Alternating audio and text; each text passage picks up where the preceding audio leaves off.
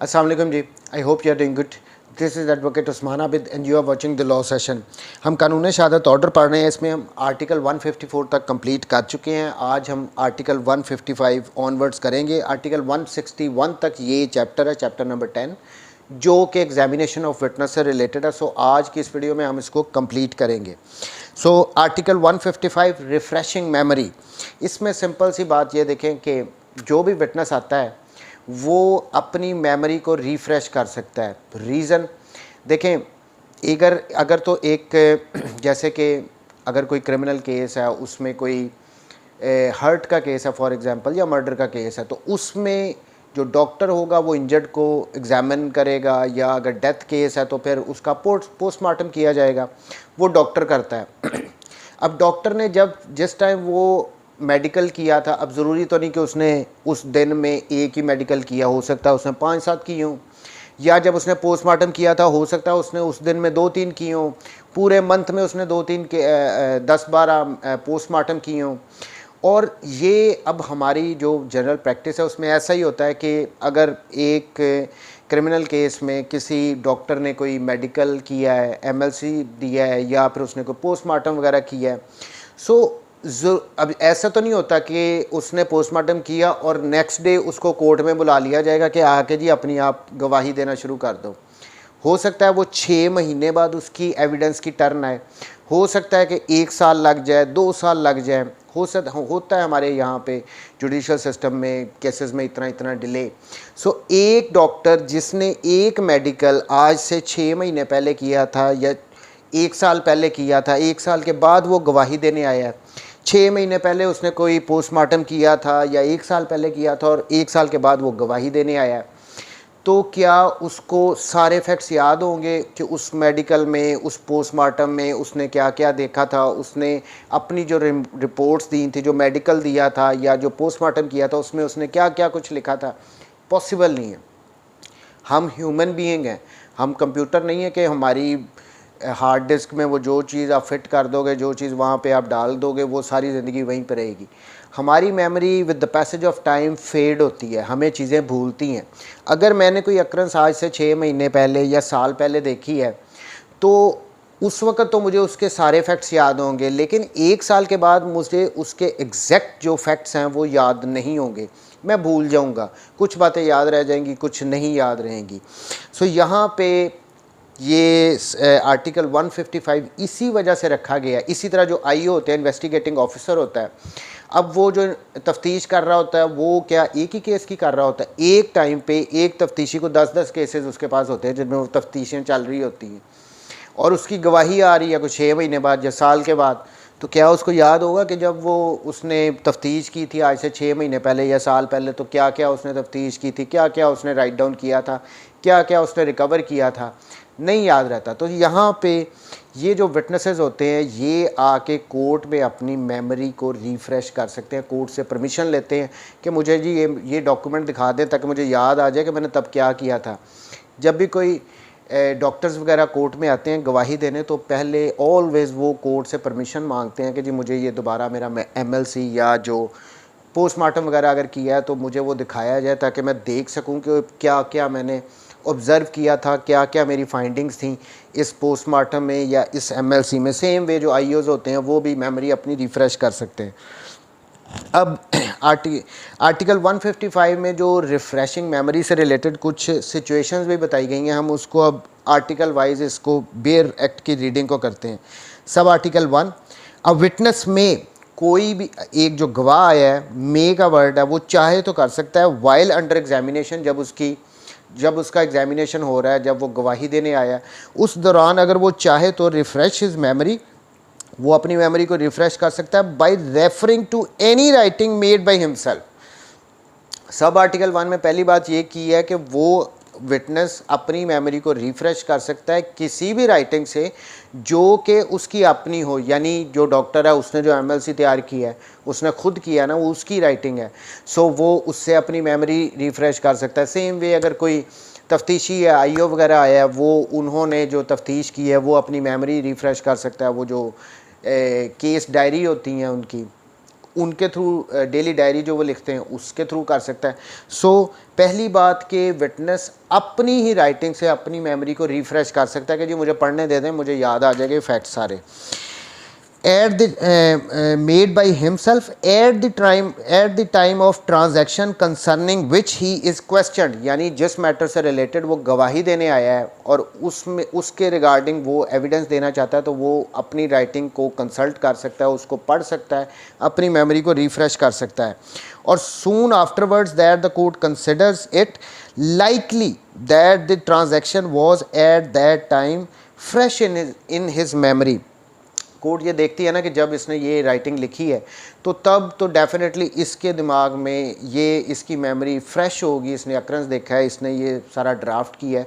सो court से वो permission मांगेगा और कोर्ट उसको परमिट करेगी कि मैं अपनी राइटिंग से अपनी मेमोरी को रिफ़्रेश कर लूँ। Sub article 2, the witness may also refer to any such writing made by any other person. अब यहाँ पर डिफरेंस आ गया सब आर्टिकल 2 में। सब आर्टिकल 1 में क्या था, वो अपनी राइटिंग से ही कर सकता है। सब आर्टिकल 2 में क्या है कि वो किसी दूसरे की राइटिंग है, जो किसी दूसरे का डॉक्यूमेंट है, जो किसी दूसरे ने लिखा है, उससे अपनी मेमोरी को रिफ़्रेश कर सकता है। लेकिन कब, the witness may also refer to any such writing made by any other person and read by the witness within the time aforesaid, यानी जब उस दूसरे पर्सन ने वो राइटिंग लिखी थी तो इस विटनेस ने जो अपनी मेमोरी को रिफ़्रेश करना चाहता है, इसने उस दूसरे पर्सन की राइटिंग को उस वक्त पढ़ा था। ये कंडीशन आ गई कि ये नहीं हो सकता कि दूसरे की राइटिंग से मैं जी अपने आप को दूसरे के डॉक्यूमेंट से अपनी मेमोरी रिफ़्रेश करना चाहता हूँ। नहीं, आपने जब वो राइटिंग हुई थी तब आपने उसको पढ़ा था, इस विटनेस ने उसको पढ़ा था, पहली बात। if when he read it when he read it he knew it to be correct, तो जब उसने उसको पढ़ा था तो तब उसको पता था कि ये ठीक बात लिखी गई है। देखें, अगर इसकी एग्जांपल देना चाहें तो कुछ लोग अपनी डेली रूटीन में अपनी कोई डायरी लिखते हैं, रात को जाके वो अपनी डायरी लिखते हैं। तो इसमें अगर किसी पर्सन ने उसके किसी दूसरे पर्सन की जब उसने डेली अपनी आज की डायरी लिखी तो उसने उसको जाके पढ़ा था उससे, और उसमें जो फैक्ट्स थे अब उसने पढ़ लिए हैं, तो उसकी डायरी के रिगार्डिंग वो अपनी मेमोरी को जब कोर्ट में एविडेंस देने आएगा, जब उससे रिलेटेड कोई अक्रंस वगैरह हुई है, तो उसमें जो बातें लिखी थी वो उससे अपनी मेमोरी को रिफ़्रेश कर सकता है। लेकिन उसने तब वो पढ़ी थी और उसने माना था कि हाँ ये आपने ठीक बातें लिखी हैं। ये दो कंडीशंस अटैच है।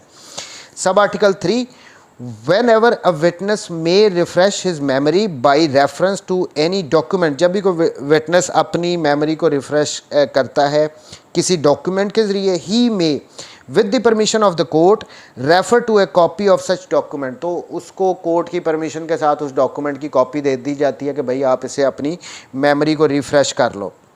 प्रोवाइडेड दैट, लेकिन यहाँ पे प्रोवाइजो है, provided the court be satisfied that there is sufficient reason for the non production of the original.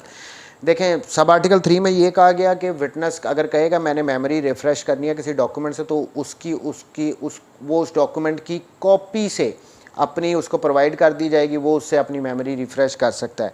लेकिन अगर यहाँ पे उसको कॉपी दी जा रही है तो इस बात पे कोर्ट ने सेटिस्फाई होना है कि कोई रीज़न्स हैं जिसकी वजह से ओरिजिनल उसको नहीं दी जा रही, ओरिजिनल इनके पास एट दैट टाइम जब वो एविडेंस देने आया अवेलेबल नहीं, या वट एवर जो भी रीज़न है, कोर्ट ने ये सेटिस्फाई होना है कि ओरिजिनल अवेलेबल नहीं है या इस टाइम इसको दी नहीं जा सकती, इस वजह से आप इसको कॉपी दे रहे हो, तो कॉपी के थ्रू वो अपनी मेमोरी को रिफ़्रेश कर सकता है।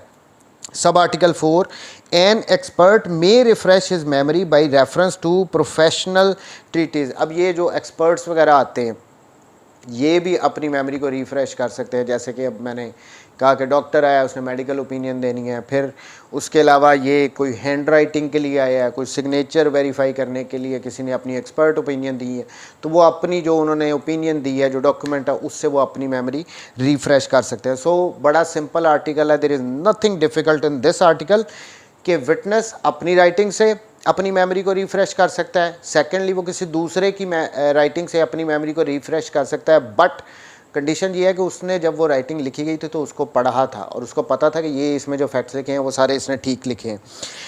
थर्ड में था कि वो अगर वो अपनी मेमोरी को जब रिफ़्रेश करेगा तो उसको उसकी कॉपी, उस डॉक्यूमेंट की कॉपी भी दी जा सकती है, लेकिन यहाँ पे कोर्ट की परमिशन होनी चाहिए।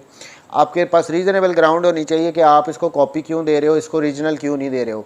लेकिन अगर कोर्ट सेटिस्फाई होती है कि यस कोई रीज़न है तो आप उसको कॉपी भी दे सकते हो, उससे वो अपनी मेमोरी को रिफ़्रेश कर सकता है। और लास्टली एक्सपर्ट वगैरह अपने मेमोरी को रिफ़्रेश कर सकते हैं। Next is article 156। ये आर्टिकल 155, 156 और 157 ये तीनों ये रिफ़्रेशिंग मेमोरी से रिलेटेड हैं।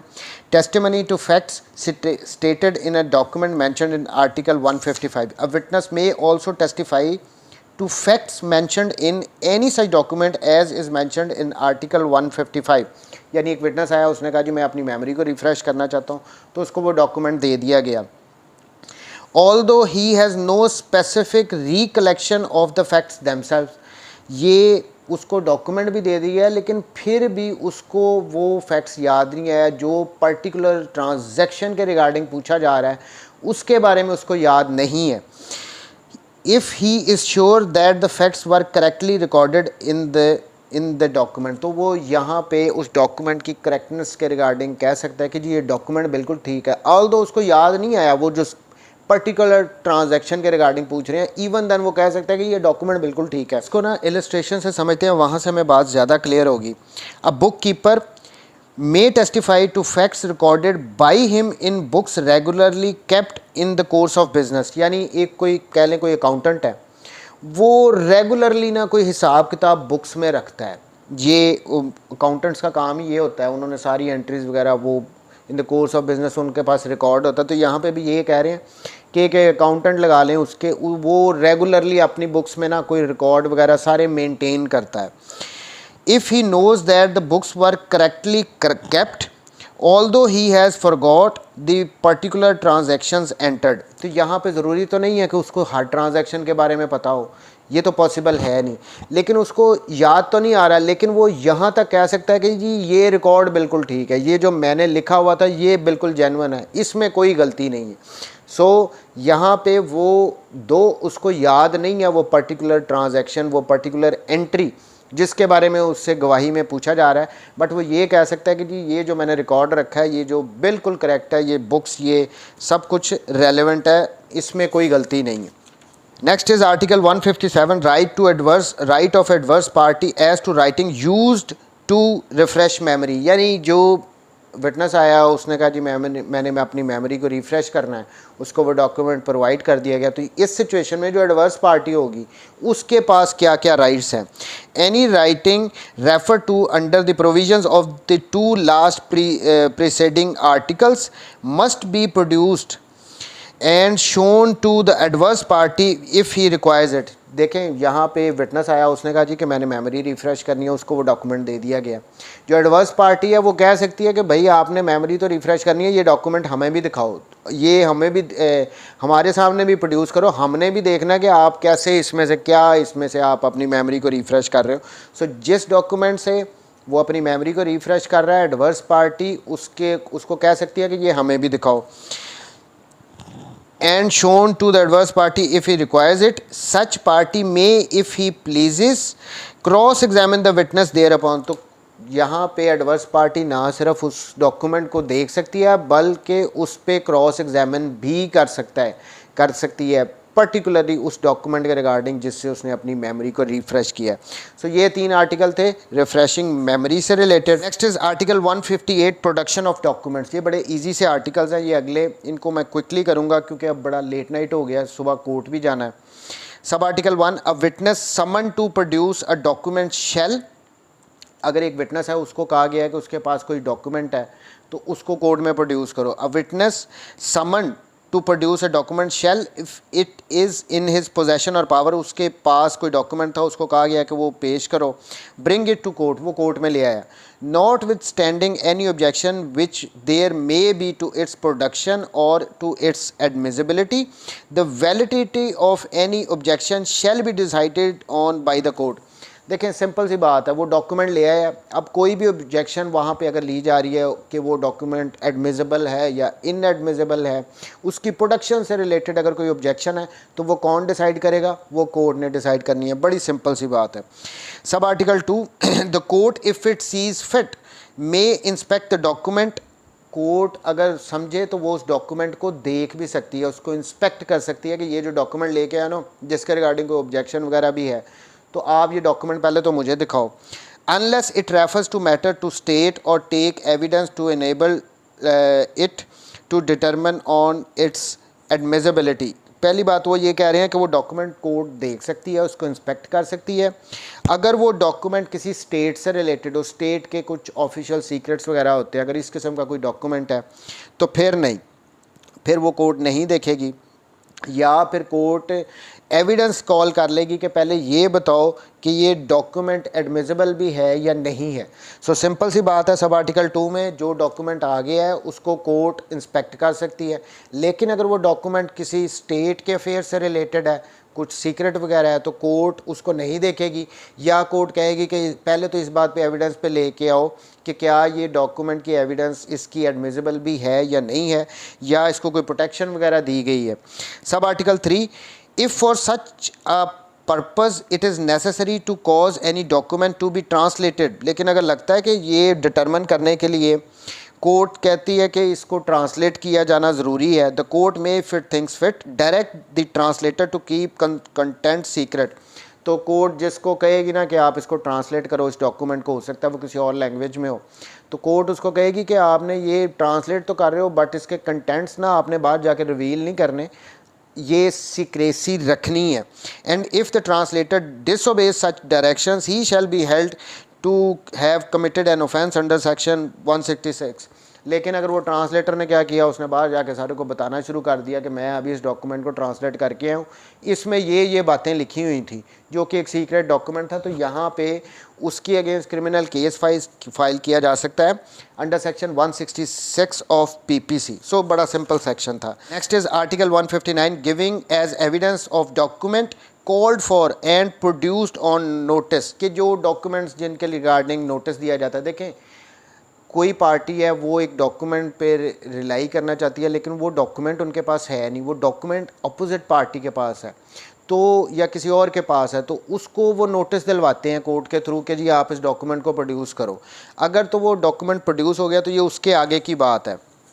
When a party calls for a document which he has given the other party notice to produce, एक डॉक्यूमेंट था किसी दूसरे के पास था, उसको नोटिस दे दिया गया कि भाई ये डॉक्यूमेंट प्रोड्यूस करो, and such document is produced, और वो डॉक्यूमेंट प्रोड्यूस भी कर दिया गया, and inspected by the party calling for its production, और वो प्रोड्यूस करने के बाद जिस पार्टी ने उसको उस डॉक्यूमेंट को कॉल किया था उसको दिखा भी दिया गया कि ये है वो document. he is bound to give it as evidence if the party producing it requires him to do so। तो जहाँ पे जिस पार्टी से वो डॉक्यूमेंट मंगवा तो लिया है, इंस्पेक्ट भी कर लिया है, तो जो पार्टी उस डॉक्यूमेंट को लेके आई है ना, वो अगर चाहे तो कह भी सकती है उस पर्सन को कि आपने डॉक्यूमेंट ये मंगवाया था, हम ले आए हैं, आपने इसको देख भी लिया है, अब इसको एज डॉक्यूमेंट आप प्रोड्यूस करोगे। ये अगर वो चाहें तो वो लाजमी कर सकते हैं। हो सकता है कि वो जो डॉक्यूमेंट उसने मंगवा तो लिया लेकिन उसके ख़िलाफ़ हो, वो उसको प्रोड्यूस ना करना चाहता हो, तो यहाँ पे दूसरी पार्टी जो लेके आई है वो कहेगी कि भाई अब आप इसको as a document as evidence produce court में लेके आओ इस केस में। Next is article 160, using as evidence of document production of which was refused on notice। when a party refuses to produce, एक पार्टी है उसको नोटिस दिया गया कि आप ये डॉक्यूमेंट लेके आओ, आपके पास है, उसने रिफ्यूज़ कर दिया कि मैं ये डॉक्यूमेंट नहीं लेके आता। when a party refuses to produce a document which he has had notice to produce, he cannot afterwards use the document as evidence without the consent of the other party or the order of the court। एक party को कहा गया कि जी आप ये document लेके आओ, आपके पास है, नोटिस दिया गया, उसने कहा जी कि मैं नहीं लेके आता, तो यहाँ पे इस आर्टिकल में ये कह दिया गया है कि अब आपने एक दफ़ा प्रोड्यूस नहीं ना किया तो कल को फिर आप इस केस में उस डॉक्यूमेंट को अपनी फेवर में यूज़ करने के लिए नहीं ला सकते हो। अगर आप लाओगे तो या जिस पार्टी ने नोटिस दिया था वो कंसेंट देगी तो आप उसको ला सकते हो, या फिर अगर कोर्ट कह देगी कि हाँ जी चलें ठीक है आप इसको लेके आए ये ज़रूरी है, तो उस सिचुएशन में होगा। ऐसे नहीं हो सकता कि पहले आप रिफ्यूज़ कर दो, किसी दूसरे ने मंगवाया है और जब अपनी बारी आए कि अपनी फेवर में उसको यूज़ करना चाहो तो आप नहीं कर सकते हो, एक दफ़ा आपने रिफ्यूज़ कर दिया हो। आर्टिकल 161 ये जजेस की पावर से रिलेटेड है। जजेस power to put question or order production, यानी जज किसी भी सिचुएशन में किसी भी टाइम किसी भी विटनेस को कोई क्वेश्चन कर सकते हैं, उससे कोई भी डॉक्यूमेंट किसी को कह सकते हैं कि आप ये प्रोड्यूस करो। द जज may in order to discover or to obtain proper proof of relevant fact, किसी भी रेलिवेंट फैक्ट को रिगार्डिंग प्रॉपर वो कोर्ट अपनी प्रूफ चाहती है कि ये बात सच्ची है या झूठी है, वो अपने आप को सेटिस्फाई करना चाहती है। द जज may in order to discover or to obtain proper proof of relevant fact ask any question he pleases in any form at any time of any witness, तो वो किसी भी विटनेस से किसी भी टाइम किसी भी किस्म का क्वेश्चन कर सकती है, चाहे वो लीडिंग क्वेश्चन हो चाहे वो सिंपल क्वेश्चन हो, ये उसकी पावर है। ये दे दी गई है यहाँ पे कि वो सच जानना चाहता है जज, तो वो किसी भी विटनेस से किसी भी वक्त कोई भी सवाल कर सकता है। और of the parties about any fact relevant और इररेलेवेंट, चाहे वो फैक्ट रेलिवेंट है चाहे इररेलेवेंट है, जज के पास पावर है कि वो क्वेश्चन कर सकता है। And may order the production of any document, और वो किसी भी डॉक्यूमेंट या किसी भी चीज़ की प्रोडक्शन के रिगार्डिंग कह सकता है कि आप इसको लेके आओ। ये पावर एक्सक्लूसिवली जज के पास दे दी गई है। देखिए जो जज है उसने केस का फ़ैसला करना है, उसने फ़ैसला करने के लिए यहाँ पे उसको थोड़ा सा एम्पावर किया जा रहा है कि भाई आप अपनी तसल्ली कर लो, आप जिससे जो सवाल पूछना चाहते हो पूछ लो, आप जिससे जो डॉक्यूमेंट मंगवाना चाहते हो आप उससे मंगवा लो, कोई चीज़ मंगवाना चाहते हो आप मंगवा सकते हो। एंड अब आगे नीदर पार्टी, यानी कोई भी पार्टी, दो पार्टियां, दोनों पार्टियों में से कोई भी, नीदर पार्टी कोई भी पार्टी, नॉर देयर एजेंट्स, ना वो पार्टियां खुद ना उनके agents, shall be entitled to make any objection to any such question or order, तो वो दूसरी पार्टीज, कोई भी पार्टी जो केस की है ना, उस जज साहब ने अगर कोई क्वेश्चन पूछा है तो उससे रिलेटेड वो ऑब्जेक्शन नहीं कर सकते। जज साहब ने कहा है कि ये डॉक्यूमेंट आप लेके आओ, तो दूसरा कोई भी उससे रिलेटेड, ना वो पार्टी ना कोई उसका एजेंट, उस पर ऑब्जेक्शन नहीं कर सकते कि जज साहब आप ये क्वेश्चन नहीं पूछ सकते, जज साहब आप हमें ये नहीं कह सकते कि ये डॉक्यूमेंट लेके आओ, जज साहब कर सकते हैं। Nor without the leave of the court to cross examine any witness upon any answer given in reply to any such question. लेकिन ये बात इंपॉर्टेंट है, जज साहब ने क्वेश्चन कर लिया किसी विटनेस से, उसने उसका जवाब दे दिया, अब वो दूसरी पार्टी जो होगी वो उसके जवाब के रिगार्डिंग उससे क्रॉस एग्जामिन नहीं कर सकती कि मैं अपना फ़ायदा लूँ। ये सिर्फ जज साहब की एक कोर्ट की क्वेरी है, उन्होंने कोई क्वेश्चन पुट किया है, वो ऑन रिकॉर्ड भी आ गया, लेकिन दूसरी पार्टी उसके उस विटनेस के जिससे कोर्ट जज साहब ने कोई सवाल किया है उसके जवाब के रिगार्डिंग फिर वो आगे क्रॉस एग्जामिन नहीं कर सकते। Provided that the judgment must be based upon facts declared by this order to be relevant and duly proved. ये अब एक यहाँ पे कहा है कि जो जजमेंट देनी है ना जज साहब ने, वो रेलिवेंट फैक्ट के रिगार्डिंग देनी है जो कि प्रूव हो चुके हों। अब इस लास्ट जो इसकी जो सेकंड प्रोवाइजो है वो बड़ी इंपॉर्टेंट है, यहाँ पे कुछ रिस्ट्रिक्शंस रखी गई हैं, ये जज साहब जो क्वेश्चंस कर सकते हैं उससे related. Provided also that this article shall not authorize any judge to compel any witness to answer any question to or to produce any document which, देखें पहली बात इन्होंने क्या कर दी है कि जज साहब ने अगर सवाल तो कर लिया लेकिन ये ज़रूर नहीं हो सकता, जज को इतना ऑथराइज़ नहीं किया जा रहा कि वो उसको कंपेल करेगा उस विटनेस को कि अब आप इस सवाल का जवाब दोगे, आपके लिए ज़रूरी है, लाजमी है, उसको कंपेल नहीं कर सकता जज। क्वेश्चन कर लिया ठीक है, वो जवाब दे ना दे ये उसकी मर्ज़ी है। Provided also that this article shall not authorise any जज to compel any witness to answer any question, जो उससे क्वेश्चन पूछा उसके लिए कंपेल नहीं कर सकती, और प्रोड्यूस एनी डॉक्यूमेंट, या फिर उसको ये भी कंपेल नहीं कर सकती कि ये जो डॉक्यूमेंट मैंने आपको कहा है कि इसको प्रोड्यूस करो, कंपेल नहीं कर सकती। ये थोड़ा सा देखिए जो ऊपर इस आर्टिकल में बड़ी खुली तुली पावर्स दे दी गई हैं कि जज जो मर्ज़ी कहे कि इस सवाल का जवाब दो, रेलेवेंट है इररेलेवेंट है, कोई डॉक्यूमेंट्स कह सकता है प्रोड्यूस करना, लेकिन बाद में आगे थोड़ी सी रिस्ट्रिक्शन इसमें डाल दी गई है कि कंपेल नहीं करना, पूछ लो लेकिन कंपेल नहीं करना। or produce any document which such witness would be entitled to refuse to answer or to produce under article 4 to 14 both inclusive। देखें ये 4 और 14, आर्टिकल 4 और 14 इसमें जो आर्टिकल्स बताए गए हैं, अगर उनमें वो विटनेस को कुछ प्रोटेक्शंस वगैरह हैं वो अगर चाहे तो जवाब ना दे, या फिर कोई डॉक्यूमेंट्स प्रोड्यूस करने से वो रिफ्यूज़ कर सकता है। सो ये देखना है कि अगर तो जो वो क्वेश्चन पूछ लिया गया है या डॉक्यूमेंट प्रोड्यूस करने के लिए उसको कहा गया है, अगर आर्टिकल 4 to 14 में वो फॉल करता है तो वो रिफ्यूज़ कर सकता है। If the question were asked और the documents were called for by the adverse party, और दूसरी बात ये आ गई कि अगर एडवर्स पार्टी ने कोई क्वेश्चन किया है या फिर कोई डॉक्यूमेंट उसको कहा है कि आप लेके आओ, नॉर शैल द जज ask any question which it would be improper for any other person to ask under article 143 to 144। Simple सी बात है कि जो क्वेश्चंस भी पूछने हैं ना जज साहब ने, वो हम ऑलरेडी पढ़ के हैं, प्रॉपर क्वेश्चन कौन से होते हैं, इम्प्रॉपर क्वेश्चन कौन से होते हैं, तो वो आर्टिकल 143 और 144 को सामने रख के जज साहब ने पूछने हैं, वो इम्प्रॉपर क्वेश्चन ना हो। nor shall be dispensed with the primary evidence of any document except in the cases herein before accepted। so last में ये कह दिया गया कि वो प्राइमरी एविडेंस ही उसको देनी पड़ेगी, वो सेकेंडरी एविडेंस नहीं देगा जब कोई डॉक्यूमेंट के लिए रिगार्डिंग जज साहब ने उसको कहा है कि इसको प्रोड्यूस करे।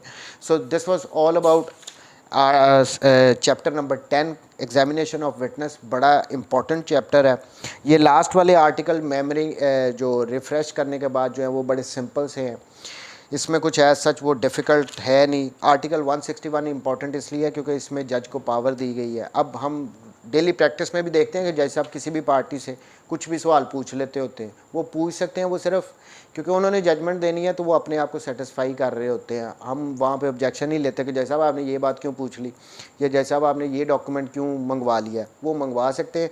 ये प्रोवाइज़ो में कुछ रिस्ट्रिक्शंस बताई गई हैं कि इनको जज साहब ने ध्यान में रखना है, इम्प्रॉपर क्वेश्चन नहीं पूछने, कंपेल नहीं करना, रिस्ट्रिक्शंस ये साथ हैं। अदरवाइज़ तो ये बहुत ज़्यादा जज साहब के पास पावर आ जानी थी। आज के लिए इतना ही। थैंक यू वेरी मच जी, टेक केयर, अल्लाह।